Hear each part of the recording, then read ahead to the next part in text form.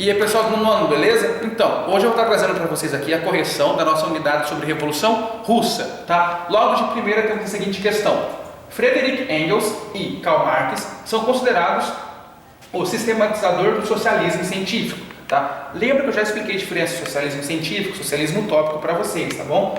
Sobre o assunto, leia o texto a seguir e responda as questões em seu caderno. Vocês vão ler o texto porque vocês não são preguiçosos, eu confio em vocês, tá? Vamos para a questão, pessoal.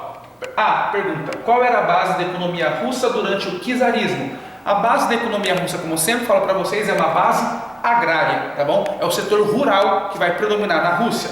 Questão B, pergunta: segundo Engels, poderia ocorrer uma revolução socialista na Rússia? Justifique. Segundo Engels, que ele vai retratar naquele trecho que vocês vão ler, não poderia existir uma revolução socialista na Rússia. Por quê, pessoal? Porque a revolução socialista só poderia ocorrer em locais industrializados. E a Rússia não é um país industrializado. A Rússia é um país agrário, tá bom? Questão C, pergunta: com base em seus conhecimentos e no fragmento do texto, em quais países haveria condições de ocorrer uma revolução socialista no fim do século XIX? Cite 2 deles. Eu coloquei um monte para vocês, tá bom? Vocês podem citar Alemanha, França, Inglaterra, Japão. Poderíamos falar sobre a Bélgica também. Poderíamos falar sobre a Itália. Poderíamos falar sobre o Império Austro-Húngaro, tá? Mas qualquer um desses aqui, 2 deles na verdade já dá de bom tamanho, beleza? Dando continuidade, pessoal, desenvolver e aplicar fala assim: a Revolução Russa garantiu o poder aos bolcheviques e a implementação do governo socialista naquele país. A respeito desse governo, leia o texto a seguir e responda as questões com base no trecho. Mais uma vez, confio em vocês para ler o texto, tá bom, pessoal? Questão 1 pergunta: o que foram os expurgos promovidos pelo governo bolchevique a partir de 1921? Bom, pessoal, no começo da Revolução Russa, tá? Essa daqui era uma forma que o Partido Comunista tinha de averiguar aqueles que ainda não eram leais a eles. Lembrando, expurgo foi um movimento que vai acontecer na Rússia, tá? Revolucionário, onde as pessoas eram expulsas da Rússia caso não fossem leais, por exemplo, ao Partido Comunista. Posteriormente, esses expurgos vão continuar acontecendo, mas aí é com outro motivo, tá bom? Não é mais para averiguar quem era leal, é justamente o contrário, é para impedir qualquer tipo de oposição à Revolução Russa, beleza? Então você é um opositor, você não é favorável, você está fora, você está expulso da Rússia, beleza? Tinha 2 opções: ou sair da Rússia vivo, ou sair da Rússia morto, tá? Questão 2 pergunta: com base no texto, como o governo revolucionário na Rússia agiu após o fim da Guerra Civil? Simples, pessoal. O Partido Comunista vai se tornar o único partido permitido, não havendo abertura política ou oposição. Como eu falei, pessoal, quando a Revolução é instaurada, apenas o Partido Comunista é o primeiro e é o oficial e é o único que pode existir. Qualquer manifestação de abertura política ou oposição era cortado na hora, ou com a morte, ou com o expurgo, ou também com as prisões, tá bom? Vão ser as famosas gulags, vai acontecer mais pra frente também. Questão 3 pergunta, pessoal.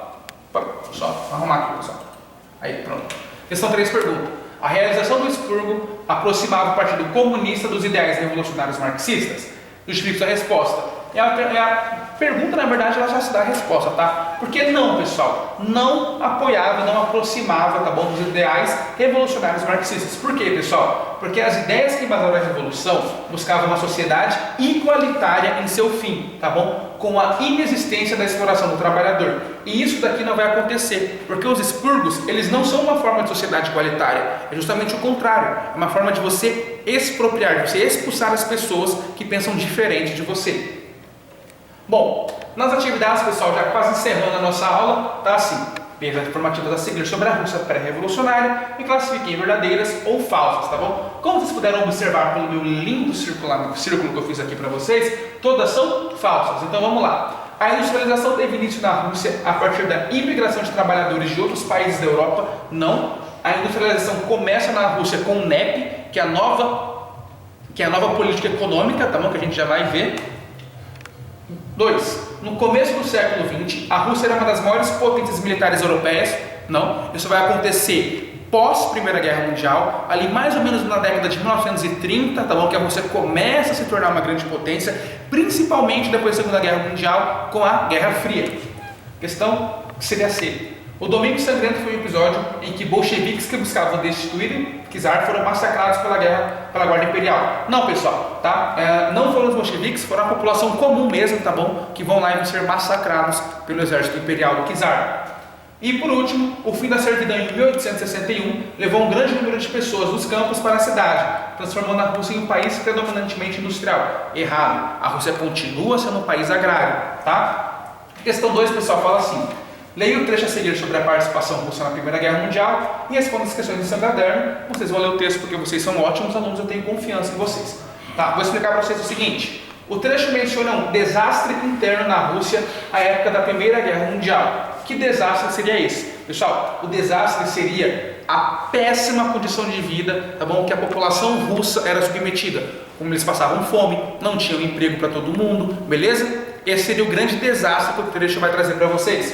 Questão B pergunta: para o general Ruzicki, na verdade, eu não sei, acho que é Ruzicki, por que a Rússia estaria em desvantagem na guerra? Porque a Rússia, pessoal, ela não tinha os aparatos militares e tecnológicos para competir com nações industrializadas, tá bom? Enquanto a Inglaterra, a França, a Alemanha e a Itália eram países que tinham uma industrialização muito forte e um setor bélico muito forte, a Rússia era o quê? Rural. Então eles não conseguiam competir, tá bom, em par de igualdade. E a questão C fala: qual era a opinião da população sobre a participação russa na guerra? Eles eram contrários à participação russa, beleza? Aqui no texto, pessoal, está muito claro onde a gente fala isso, tá? Vocês vão lá e vão justificar no caderno de vocês.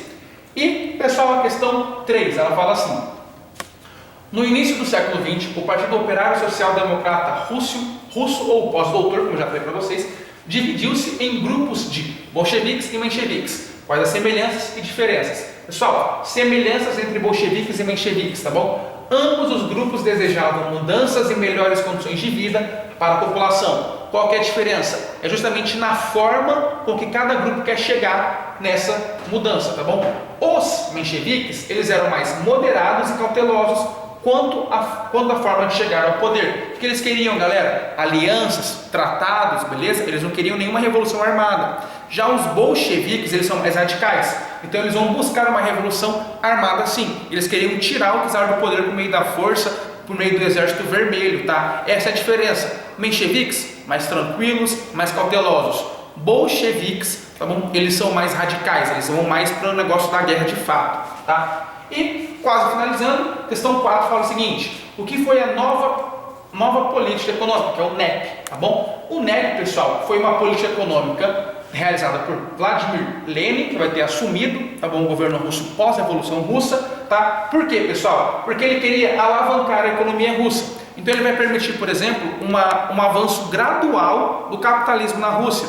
Ele vai permitir algumas indústrias dentro da Rússia. Claro que posteriormente ele vai pegar todas as indústrias, todo esse capitalismo que entra para o governo e não vai avisar ninguém, porque vai deixar os países europeus como Inglaterra, França, Alemanha, certo? Itália, extremamente tristes e magoados com ele, tá bom? Porque ele roubou o dinheiro desses outros países, tá? E pessoal, para finalizar, questão 1 fala assim: na queda do regime czarista e deflagração da Revolução Russa em 1917, houve a participação de líderes, grupos e organizações de oposição com divergências na estratégia de encaminhamento do movimento. A esse respeito, assinale a alternativa correta. A alternativa correta no meu X maravilhoso que eu fiz para vocês é a C, onde ela fala aqui: os sovietes, conselhos formados por operários, camponeses e soldados, tiveram uma atuação decisiva na gestão da revolução, mas perderam força em seguida com a centralização da decisão assumida pelo Partido Comunista. Exato, pessoal. Os soviéticos eles vão servir como massa de manobra para ganhar forma. Eles vão servir para mobilizar a população, eles vão lutar nos exércitos, beleza? Porém, quando a revolução estava instaurada, os soviéticos eles são deixados de lado e somente os membros do Partido Comunista poderiam ter acesso às informações e às formas de governo. Bom, pessoal, essa foi a nossa aula aí sobre a Revolução Russa, a explicação do conteúdo para vocês. Espero que tenham entendido, tenham gostado. Qualquer dúvida, me perguntem aí no Google Classroom, nos e-mails, ou qualquer outra forma que vocês encontrarem aí, que eu vou estar respondendo vocês, tá bom? Até a próxima!